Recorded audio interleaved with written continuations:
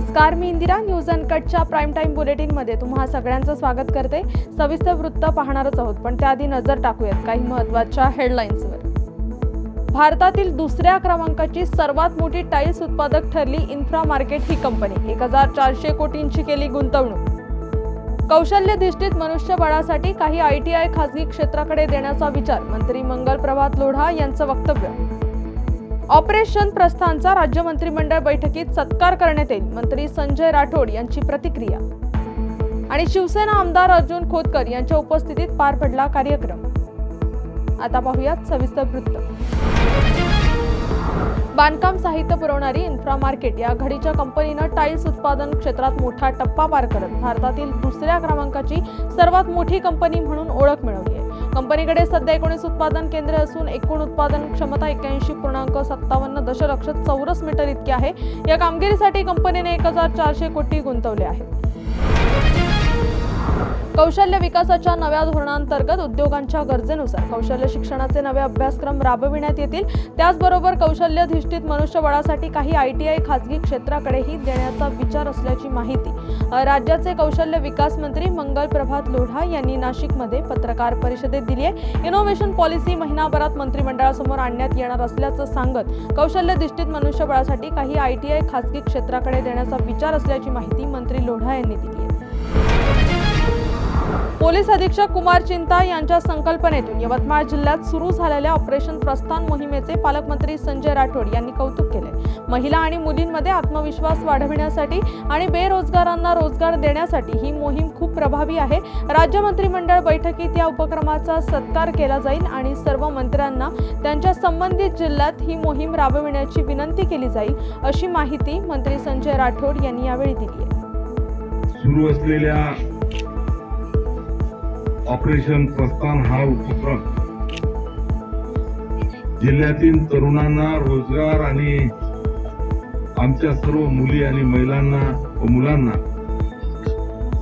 सुरक्षिततेचे धडे देणारा पथदर्शी उपक्रम या ठिकाणी ठरलेला आहे. आणि मी जिल्ह्याचा पालकमंत्री म्हणून सर्वप्रथम जिल्हा पोलीस अधीक्षक कुमारजी चिंता साहेब आणि जालन्याच्या दरेगावात उभारण्यात आलेल्या बौद्ध चित्त ध्यान भवन केंद्राचे आज अनावरण करण्यात आलं. शिवसेना आमदार अर्जुन खोतकर यांच्या उपस्थितीत हा कार्यक्रम पार पडलाय. बौद्ध चित्त ध्यान भवन हे बौद्ध धर्मातील ध्यान प्रक्रिया आणि आध्यात्मिक विकासासाठी एक विशेष ठिकाण असून या ठिकाणी बौद्ध तत्वज्ञानाचा अभ्यास करण्यासाठी प्रोत्साहन दिलं जातं. जालना तालुक्यातील दरेगाव येथे हे ध्यान भवन उभारण्यात आलं असून त्याचं आज अनावरण करण्यात आलं. यावेळी बौद्ध अनुयायी मोठ्या संख्येने उपस्थित होते. काय सांगाल आज इथे आपण आलात या संदर्भात? दरेगाव इथे अत्यंत भव्य दिव्य अशा प्रकारचं बौद्ध चित्त ध्यान भवन या ठिकाणी उभारलं जात आहे. आणि आज माननीय संजयजी शिरसाट साहेब यांच्या शुभ हस्ते हे होतं. तो काही कार्यक्रमात येऊ शकले नाही. या परिसरातलं नव्हे, जिल्ह्यातलं एक मोठं स्थळ या ठिकाणी होतं. माझ्या मनपूर्वक शुभेच्छा. खरं तर बौद्ध धर्म हा पंचशिलावर आधारित आहे आणि यातून पंचशिलाची शिकवण दिली जाणार आहे. बातमीपत्रात वेळ झाली. छोट्याशा विश्रांतीची, लगेचच परत येऊ. तोपर्यंत पाहत राहा न्यूज अनकट. चला करूया माणुसकीचा हा नाट्य जागर. चला करूया जागर स्वतःमध्ये आणि सगळ्यांमध्ये माणूस शोधण्याचा. चला जागराला जागराला या हो, जागराला या हो, जागराला या तुम्ही, जागराला या. माणुसकीच्या जागराला या हो, जागराला या तुम्ही, जागराला या. थिएटर ऑफ रिलेव्हन्सच्या कलाकारांचा हा नाट्य जागर येतो लवकरच आपल्या भेटीला न्यूज अनकटवर. बातमीपत्रात पुन्हा एकदा स्वागत. आता पाहूया उर्वरित काही महत्त्वाच्या घडामोडी. पुण्यश्लोक अहिल्यादेवी होळकर यांच्या 300व्या जयंतीनिमित्त त्यांच्या जीवनावर आधारित चित्रपटाचे सातारच्या फलटण शहरातील सिटी प्राईड थिएटरमध्ये 4 दिवस प्रदर्शन ठेवण्यात आलंय. हा चित्रपट मोफत दाखवण्यात येणार असल्याची माहिती श्रीमंत विश्वजित राजे नाईक निंबाळकर यांनी दिली आहे. फलटण शहर आणि तालुक्यातील नागरिकांनी याचा लाभ घेण्याचं आवाहन यावेळी करण्यात आलंय. रोल पुण्यश्लोक अहिल्यादेवी होळकरांच्या 300व्या जयंतीच्या निमित्ताने त्यांच्यावर निघालेला चित्रपट धर्मरक्षक अहिल्यादेवी होळकरांचं ते चित्रपट आम्ही 4 दिवस सलग मोफत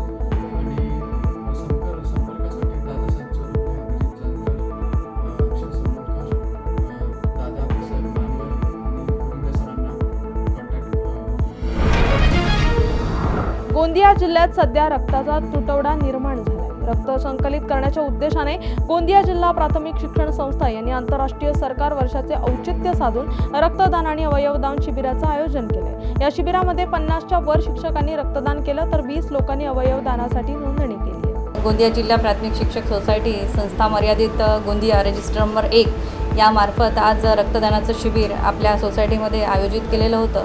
तर त्यानिमित्तानं अधिकाधिक रक्तदानाचं लोकांना जमा केले गेले शिक्षकांकडून आणि रक्तदान केलं गेलं.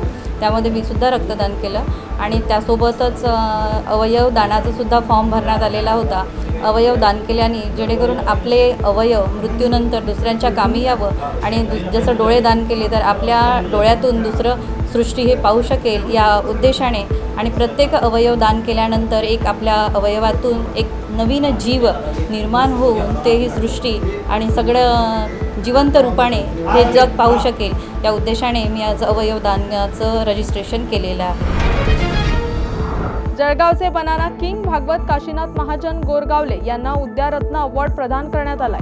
ॲग्रिकल्चर युनिव्हर्सिटी भागलपूर, भारतीय कृषी परिषद, उद्यान संचालनालय दिल्ली आणि आंध्र प्रदेश कृषी विद्यापीठ यांच्या संयुक्त विद्यमाने हा राष्ट्रीय स्तराचा फलोत्पादन क्षेत्रातला उल्लेखनीय पुरस्कार देण्यात आला. जळगाव जिल्ह्याचे बनाना किंग भागवत काशीनाथ महाराज गोरेगावले यांनी केळी पिकासंदर्भात केलेले अभ्यासपूर्ण संशोधन, आधुनिक तंत्रज्ञानाचा प्रयोग करून घेतलेले दर्जेदार केळी उत्पादन, शेतकऱ्यांना केलेले मार्गदर्शन या त्यांच्या उल्लेखनीय कार्याची दखल घेऊन त्यांना या पुरस्काराने सन्मानित करण्यात आले.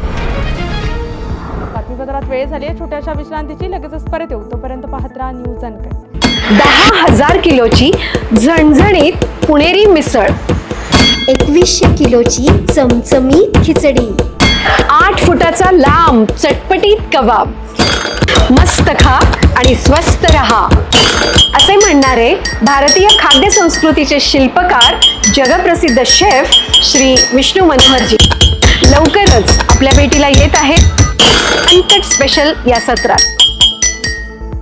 बातमीपत्रात पुन्हा एकदा स्वागत. आता पाहूया उर्वरित काही महत्त्वाच्या घडामोडी. पुण्यातील चाकणच्या महाळुंगे MIDCतील चाकण तळेगाव रस्त्यावर झालेल्या भीषण अपघातात संदीप घुगे या 21 वर्षीय तरुणाचा जागीच मृत्यू झालाय. महाळुंगे MIDCतील कमानीजवळ असलेल्या वजन काट्यासमोर हा अपघात घडला असून अपघातानंतर अज्ञात वाहन चालक घटनास्थळावरून पसार झाला. या प्रकरणी महाळुंगे MIDC पोलिसांनी अज्ञात वाहन चालकाविरोधात गुन्हा दाखल केला. बीड शहरात मागील काही दिवसांपासून सुरू असलेल्या जोरदार पावसामुळे शहरातील नागरिकांना अनेक अडचणींचा सामना करावा लागतोय. विशेषतः महावितरणच्या शहर कार्यालयात नाल्याचे घाण पाणी शिरल्यानं कर्मचाऱ्यांपुढे एक नवं संकट उभं राहिले. महावितरण कार्यालय आणि परिसरात नाल्याचं पाणी घुसल्यानंतर परिसरात प्रचंड दुर्गंधी पसरली असून कामाच्या ठिकाणी अस्वच्छता आणि अपायकारक वातावरण निर्माण झाले. तातडीने येथील स्वच्छता करावी अशी मागणी स्थानिकांनी केली आहे. छत्रपती संभाजीनगरच्या सोयगाव नगरपंचायतीनं शहरातील एकाही वॉर्डात मान्सूनपूर्व नाले सफाई स्वच्छता अभियान राबविलं नाही. त्यामुळे दुर्गंधीयुक्त आणि पाणी रस्त्यावरून वाहत असून नागरिकांना नाल्यांच्या घाण पाण्यातून नाक दाबून वाट काढावी लागते. सोयगाव शहरातील स्वच्छतेचा ठेका दुर्गा एंटरप्राइजेस या कंपनीला देण्यात आलाय. ही एजन्सी नगरपंचायतीकडून वर्षाकाठी भरमसाठ निधी उचलते, प्रत्यक्षात मात्र काम करत नसल्याचा आरोप नागरिकांनी केलाय. या बातमीचा वेळ झाली. प्राईम टाइम बुलेटिन मध्ये इथेच थांबायची. तोपर्यंत पाहत राहा न्यूज अनकट.